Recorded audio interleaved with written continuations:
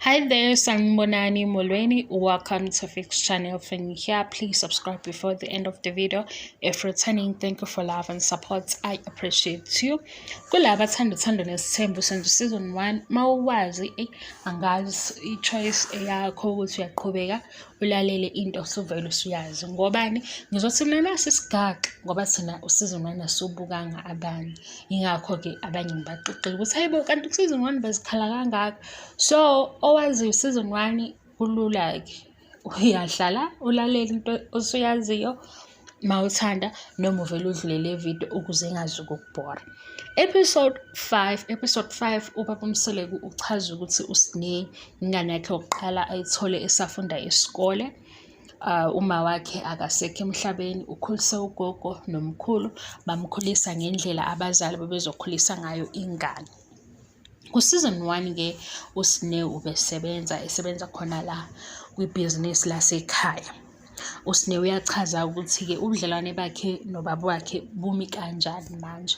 Makuvele uSneh uthi ubudlelwane bakhe nobaba sebu-right, kodwa okwenzakalile ngesikhathi eno-19 wakhulelwa.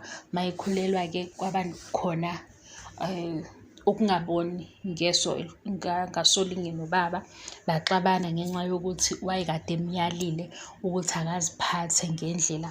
Kwasekwenzeka-ke uSneh wakhulelwa. So lokho-ke ukungazwani kahle nobaba wakhe wagcina sehamba ekhaya. Mayehamba ekhaya wahamba isikhathi eside, wabuya esebuya kumamkhulu uMacele.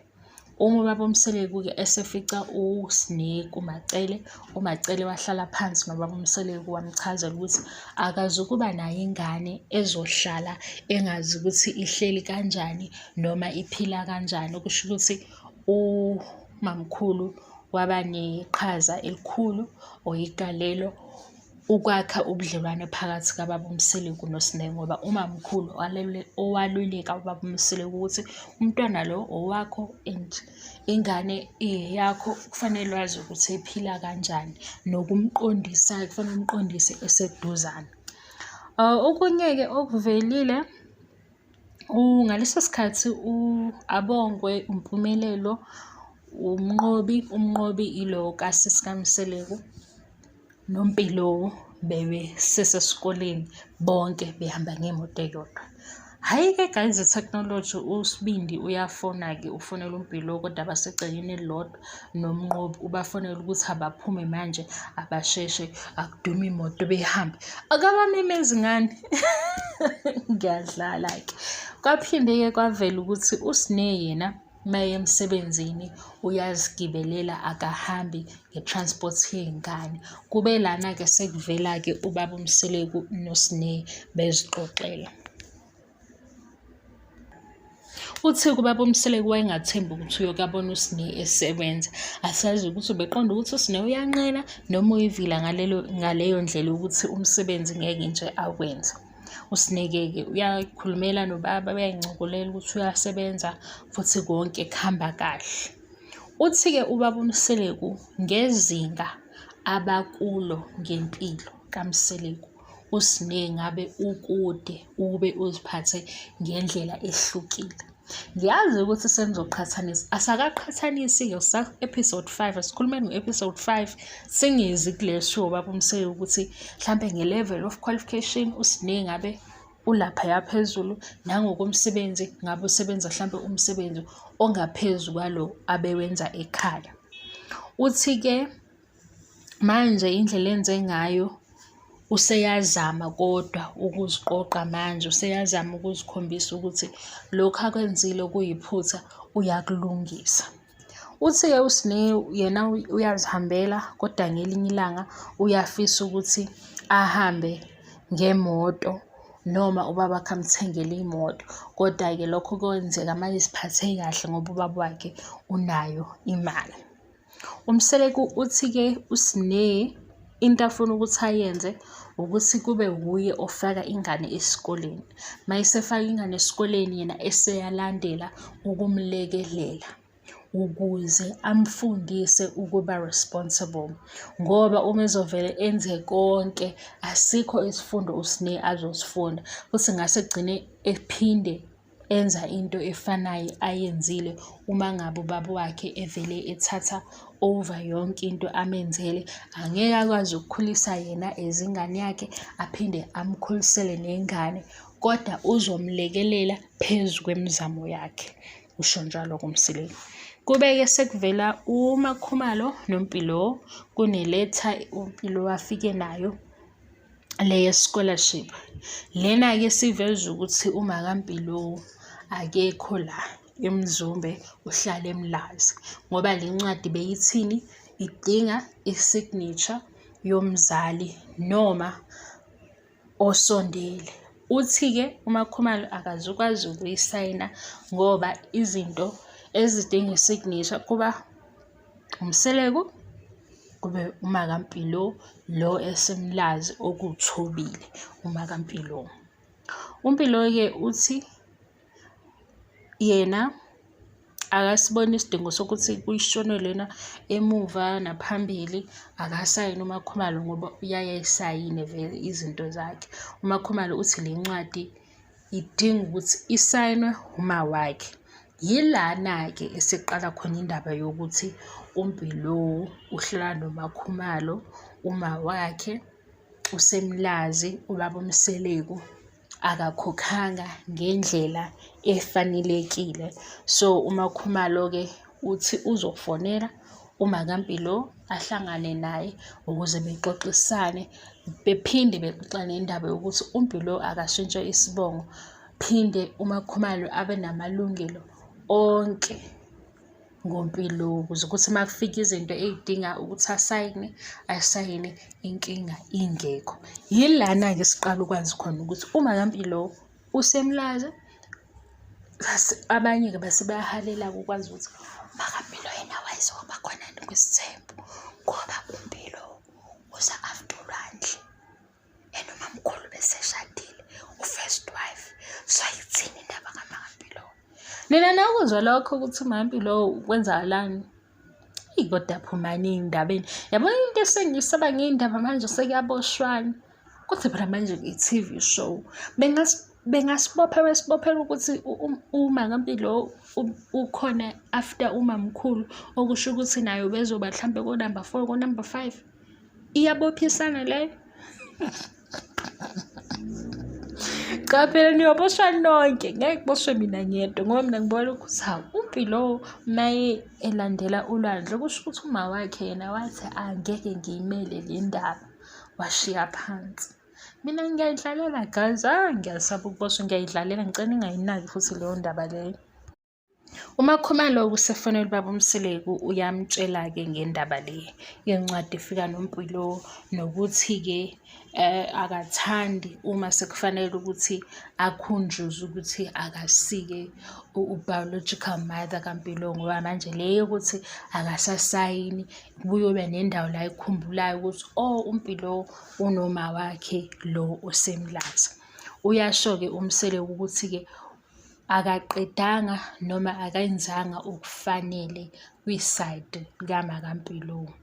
So leyo-ke bazofuna ukuthi bayilungise leyo ndaba. Kudlulile-ke kwileyo phathi kaMpilo nencwadi okuzolandela ukuthi uMakhumalo ehlangane noMakaMpilo esenikwaziyo kulaba ababuka usizon 1. Kube lana-ke ubaba uMseleku ethi amakhosikazi ufuna ekwazi ukusinda, afunde ukusinda. Bafundiswa ukusinda ngobulongo. Umamkhulu, Mayeni, Mangwabe noMakhumalo. Mina ngesikhathi bakhulekile phila kisho. Ngoba phela mina ngicabanga ukuthi ingane lezi zama-90s nama-2K abangathi nje abakwazi ukusinda. Ukusinda ubulonge, lo polish benkomo. Kusuke kule ndlu le iqhugwane u-round. Angazi kwezinye indawo ukuthi bathini, niyayibona konje leyo ndlu leyo le yesiZulu, abanye bathi indlu abantu abadala. Akufani-ke, ufike ikuthele phansi, polishe ngesandla nje kahle, kube smooth, ukusinda-ke lokho. Kodwa mina ngixabanga ukuthi umamkhulu umdala kunathi akakwazi ukusinda, kanti baphumela ekushini. Hawu, mina ngicabanga ukuthi phela sonke sinawo amakhaya, noma phela kuyenzeka ugcine senihlala emalokishini kodwa amakhaya abekho abantu banganayo imvelaphi yokuthi baphuma emakhaya kuphi nje. Mhlawumpe bathi bayagoduka kanjalo. Kodwa phela angingajaji ngoba nami sengikhuluma into engayazi. Mhlawumpe bakhona bavele nje babakhona umndeni waqala elokishini noma waqala edolobheni, abakazi nje bebe nawo amakhaya ney'nkomo ney'mbuzi abazazi. Thina-ke esiney'nkomo, zisekhona iy'nkomo namanje ekhaya, siyabazi ubulongwe. Laba abangabazi ubulongwe ngizonifakela i-picture nibone ukuthi ubulongwe yinto enjani. Nabangazi ukuthi ukusinda into enjani ngizonifakela futhi i-picture ngitholile umama osindayo. So kwaba ukuthi-ke bazohamba-ke belapho kumama ozobafundisa ukusinda, besinde-ke nje kube yileyo nto leyo. Bafika-ke bamthola umama bangena, kwaba ukuthi kufanele bebethutha Makhumalo noMacele noMayeni noMangwabe. Basheshe baqeda-ke uMakhumalo, uMayeni navele wayevele inqena nje indaba yokuyosinda ngoba washo ukuthi uyagodola. Othi uMseleku akafake i-tight ngoba bonke kufuna ukuthi bey'funde lezi zinto lezi zesiZulu. Nje kuningi asethanda ukuthi bakufunde. Baphinde lapho-ke bafundiswa ngocu. Ucu-ke angikwazanga ukuthola i-picture ngoba angazi ukuthi ucu luyafana yini. Into nje engiyifundile nami nje ukuthi mawufake obumnyama ubuhlalu kusho ukuthi wena usudlile i-fruit, awuseyona intombi. Wathi-ke lapho uMakhumalo ugcine ngci ufake uhlalu obumnyama ngoba phela manje sekuzobonakala. uMakhumalo njalo uyinkosikazi ngaleso sikhathi, manje ayikho inkinga uma ukuthi udlile i-fruit ngoba vele usewunkosikazi kusemthethweni. Makukhulunywa indaba yocu-ke, angithi uMacele unalento yokuthi yena ushade nomyeni wakhe amthole engashadile. Sebekhuluma indaba yocu, uthi umamkhulu ukube wayazi wayezofaka ubaba uMseleku ucu. Hawu, kanjani? Ngoba phela umamkhulu ufike after uMayeni. Mhlawumbe lento ucu ibikhona ivelele beyazi. uMseleku bezothola ucu kuqala oluphuma kuMayeni. Nangoku umamkhulu esebashedi kube ngathi ukhuluma noMakhumalo kanti ukhuluma noMayeni. Uthi umamkhulu wayengeke afike uMseleku nocu lwabanye kuyena. Uthi uMakhumalo noma ngabe wamfaka mamkhulu, nathi besizofike simfake esevele nalo la. Kusho ukuthi ubezoba nalo lube u4 noma lube u5. Hhayi uMangwabe ubuye benobutsotsana, wayesehleka I'm sure wayethi nje yini idrama yalabo mama sebebange ukuthi ucu ubuhlalu bebunikeze uMsele. Kodwa vele ubezobuthela uMseleku bakaMayeni abukhiphe, afake abaMacele abukhiphe, afake abaMakhumalo abukhiphe, afake abaMangwabe. Shuthi abe nakho-ke nje kube into yakhe yokuhlobisa ngoba manje ubezohamba kanjani esethwele ucu ngoba kufanele nokuthi lapha ezandleni zakhe ngeke afake amaringi awu4. Angithi ngingezwa nani ngichazela ukuthi akayigqoki iringi, angazi ngobani. So umamkhulu mayethi nje uyena ukube wayazi wayezomfaka, mase kuba nomehluko yini ngoba futhi kube wayazi ubesezovele senalo oluphuma kuMayeni. Hhayi uMakhumalo-ke wayezanye naye ukuthi hayibo umamkhulu ucabanga ukuthi besizomyeka, besizomfaka phezu kolwakhe.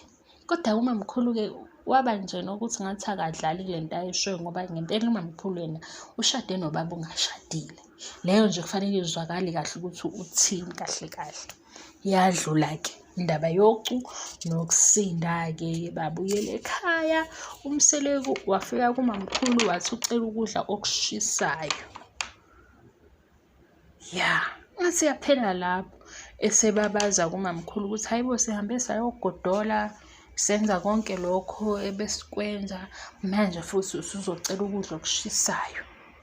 Wasethi ubaba uMseleku, wena wathi ufuna ukugana, So manje uma uganile kufanele wenze izinto zakhona. So uvale lapho-ke episode 5 ngoba sengiyanqena ukukhuluma. Ngase futhi nogesi uzohamba manje, uzoduma le generator mase ngikhuluma kabi-ke sengimemeza. Ngiyabonga i-support, ngiyabonga angiqedi, asikaqedi kodwa nale show siyaqhubeka.